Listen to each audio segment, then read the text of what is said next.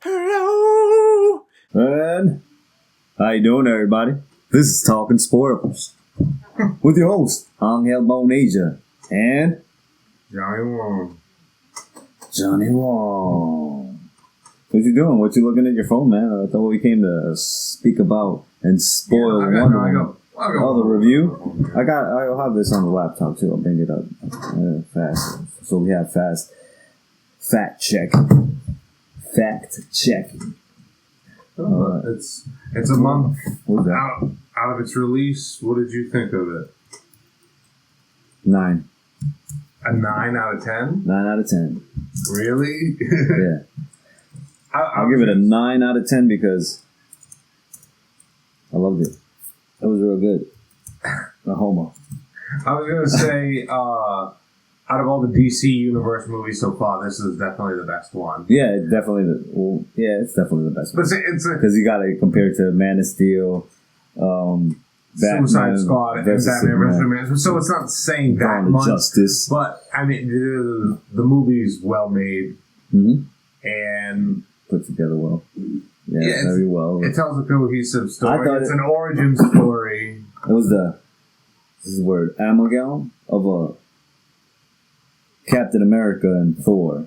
Because it has that it embeds it in real history, like actual history, and it also incorporates mythological. I liked it. I didn't love it. It is the best DC movie, but if you're going to compare it to other Marvel movies, I think this is on par with like the first Captain America movie. It's good. I'm not a big fan of prequels, like movies taking place in the past like that. So they had to get through it though. They wanted to give us an origin story because I felt like she was forced in Batman vs Superman. So now they needed to show us what had happened and stuff. I think any movie that begins with showing its villain and like showing the story of the villain, the conflict first, usually tends to be like highly successful. It's like Spider-Man. Let's say like when they started off the Lord of the Rings, it was the first thing they showed Sauron, right? The story of this one, they show the story of Hades first, and then they go in to show the weapon that was created in order to stop Ares. So it goes into Greek mythology. It's pretty cool. Zeus is referenced.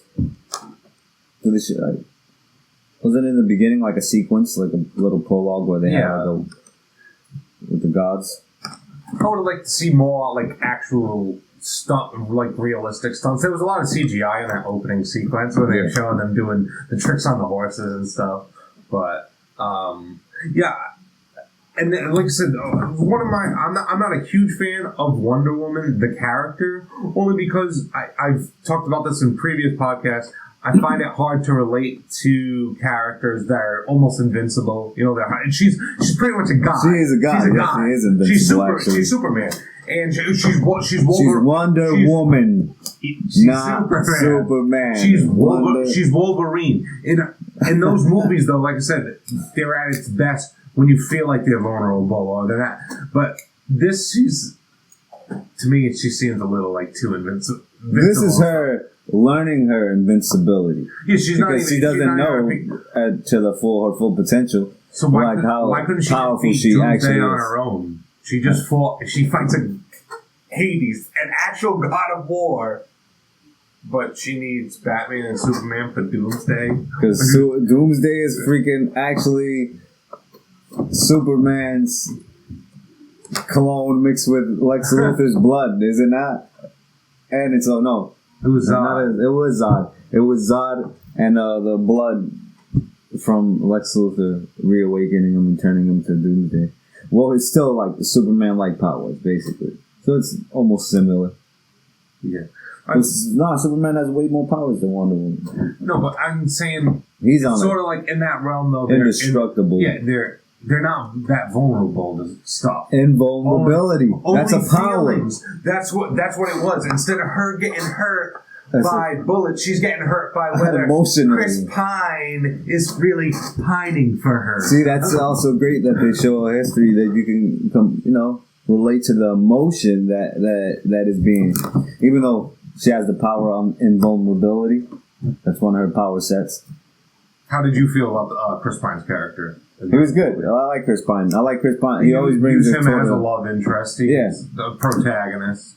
But in all his roles, he always brings a little. Even when he's Captain Kirk in Star Trek. Again, it's nice. It's always nice to see him in something other than Star Trek. He's had a few movies the past couple of years, and they haven't like been real big hits or nothing. No, but I mean, Chris Pine, he's a fine actor, so it's good to see him and stuff. So let's go back. Let's go to the beginning.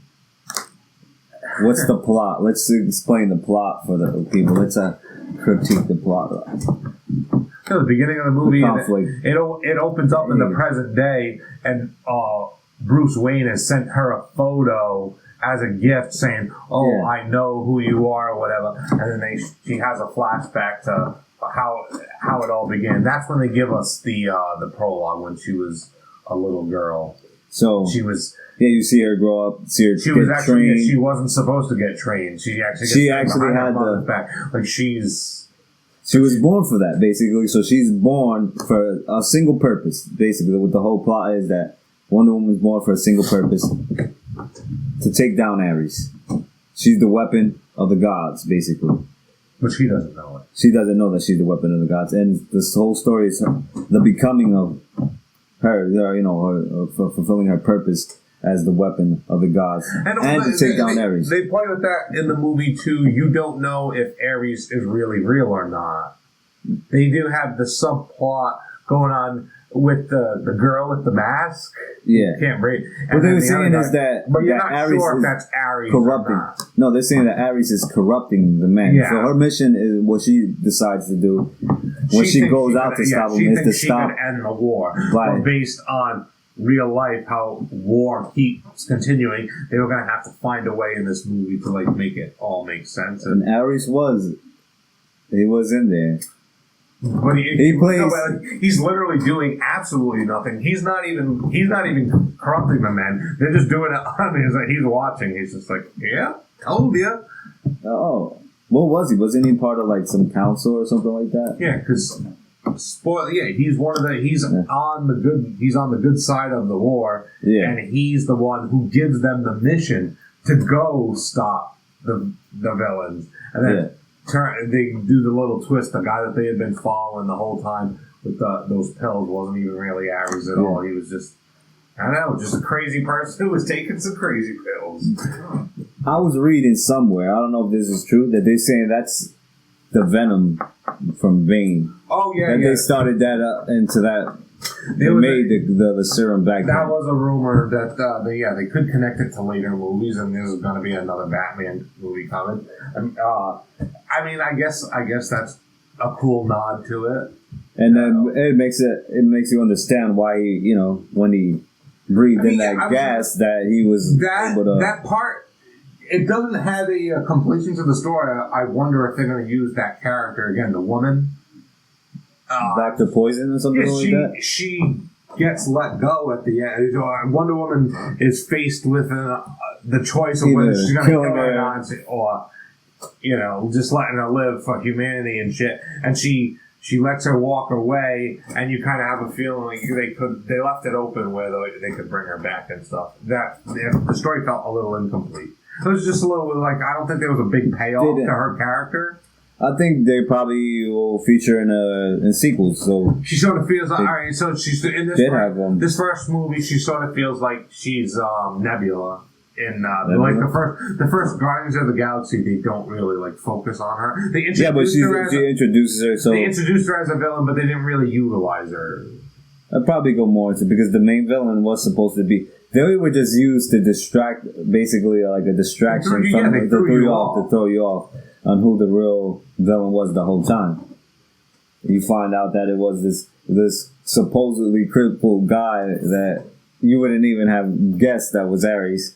He was like, oh, okay, that was a good one. That's also good when a movie's able to that you cannot predict what's coming and they do like a whole twist to it.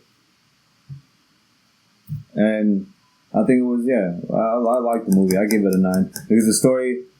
It had my full attention. I sat down and watched the whole thing. Yeah. And I'm all for women that know how to bust shit up like, oh my God, Wonder Woman, indestructible. I don't care. She can take care of me. I'll be her Chris Pine. That's basically because he wasn't gonna do nothing, but he still went out a hero. He still went that he. Oh yeah. Well, obviously this is spoilers, but so Chris, they get the conflict. Yeah, he sacrificed. She falls in love. Basically, she learns. Not only she learns that she's the weapon and she fulfills her purpose, she also gets assimilated into how the world is. Right? You know what I mean? She was away from the world. She knew nothing about how, the current world was in, like the industrial age and stuff. She's still riding horseback, fighting with swords. People already are shooting people, flying in airplanes. She has no idea what's an airplane, anything. She's never seen any She of doesn't it know. before. So she learns that also, which I think was a great, Yeah, I mean, and then the love interest of Chris Pine. And it's like a sort of like a romantic comedy at play. You have to. So. I think all movies. I seen this. I told you about last time the Hero's Myth by Joseph Campbell.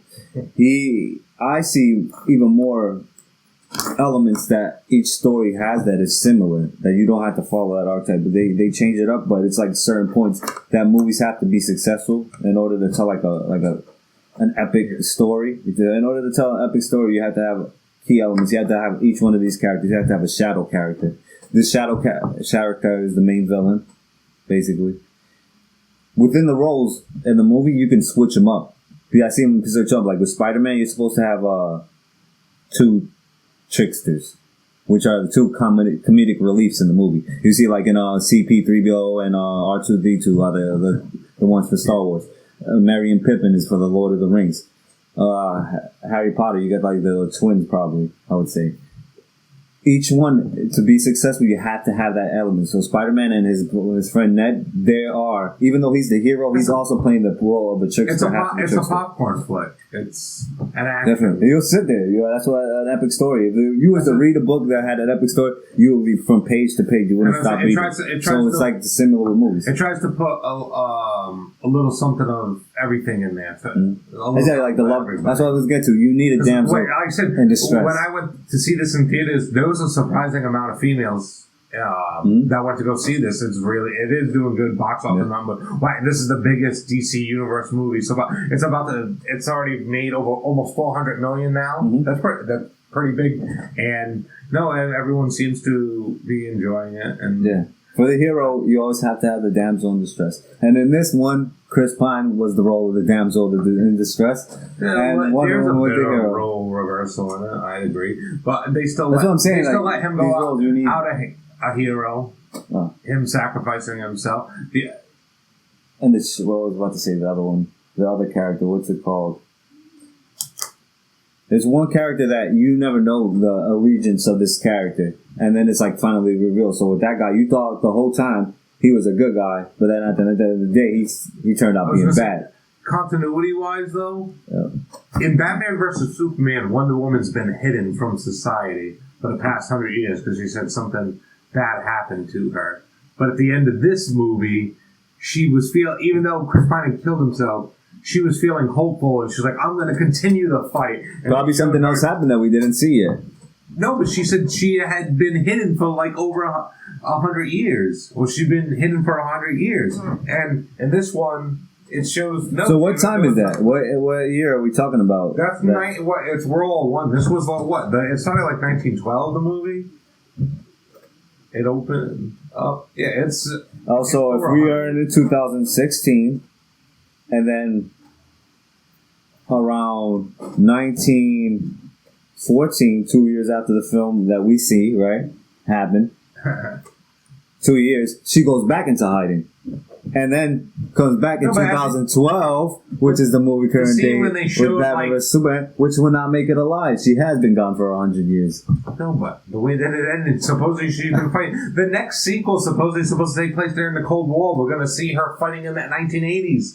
So it doesn't make all that much sense. Well, that still is yet to be seen.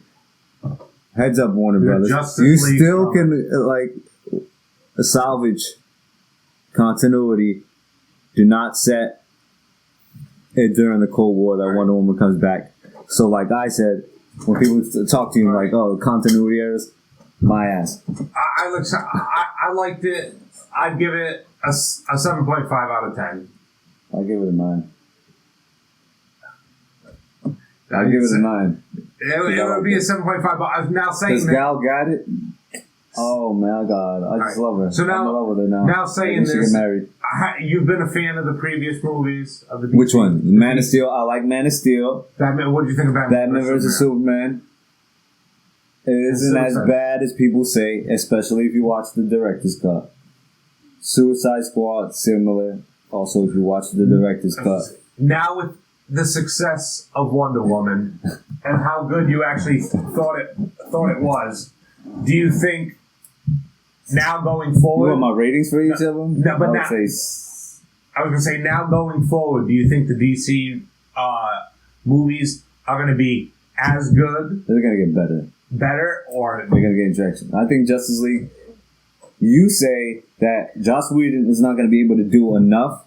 Listen, I edit shit together, and I can take a whole bunch of scenes and put them all together and make it something that it wasn't even at the freaking beginning or with a plan that I had to do. I don't want to say that this movie's going to just be a fluke, but we'll see what the next couple of movies do review-wise and how it plays with the audiences. Because right now he could be like, oh yeah, we're gonna do extra. This minute movie for me doesn't save the DC universe. Last minute, but it puts them back. Hopefully, it puts them on a right path. Maybe it'll get better, but I'm still a little skeptical. But yeah, for me it was 7.5. I liked it. 7.5. All right, I'll agree with that. That's good. But I still say it was a 9. And trust me, Justice League, Joss Whedon to the rescue. He's an Avenger. He is a real life Avenger. Real life. We did it. Only 15 minutes. That's why we got time to do more.